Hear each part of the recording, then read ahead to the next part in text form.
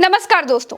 शिंदे ने महाराष्ट्र में सत्ता बंटवारे पर 3 शर्तें रखती हैं और वो 3 शर्तें ऐसी हैं कि भाजपा को ना उगलते बन रहा है ना निगलते बन रहा है। शिंदे ने जो बीजेपी के सामने 3 शर्तें रख दी हैं, उन शर्तों को बीजेपी मानने को तैयार नहीं है।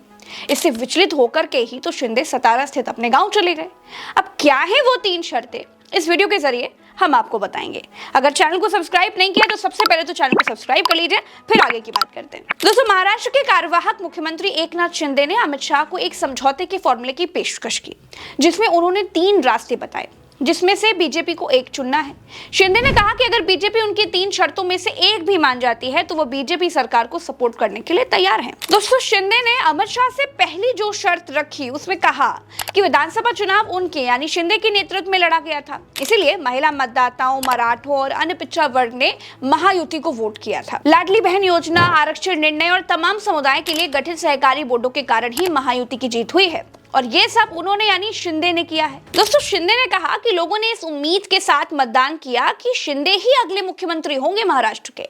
अगर उन्हें मुख्यमंत्री नहीं बनाया गया तो समाज के इन वर्गों पर गलत संदेश जाएगा। शिंदे ने अमित शाह को लोक नीति और सीएसडीएस के सर्वे के बारे में भी दिखाया कि सर्वे के हिसाब से भी जनता उनको मुख्यमंत्री पद का प्रबल दावेदार मान रही है, इसीलिए उनको ही मुख्यमंत्री बनाया जाए। बीजेपी की तरफ से कहा गया है कि बीजेपी ने 132 सीटें जीती हैं। अगर अगला मुख्यमंत्री बीजेपी से नहीं होता है तो ये तो ठीक नहीं होगा।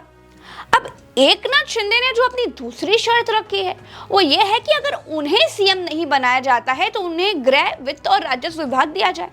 अगर उन्हें ये विभाग दिए जाते हैं और भाजपा अपना मुख्यमंत्री बनाती है तो राज्य में सत्ता का संतुलन बना रहेगा। शिंदे ने कहा कि इसके बाद वो तय करेंगे कि शिवसेना की तरफ से किसे उप मुख्यमंत्री बनाया जाए। इस प्रपोजल में शिंदे ने अपने बेटे श्रीकांत शिंदे को डिप्टी सीएम बनाने की बात भी कही, जिस पर बीजेपी सन्नाटे में चली गई।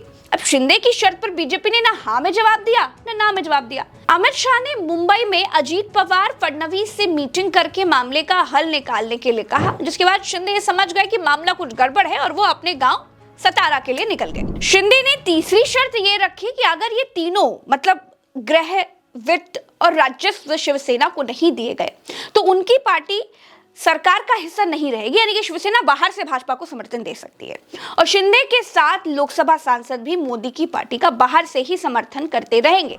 अब लास्ट वाली तीसरी शर्त राजनीति में धमकी की तरह देखी जा रही है।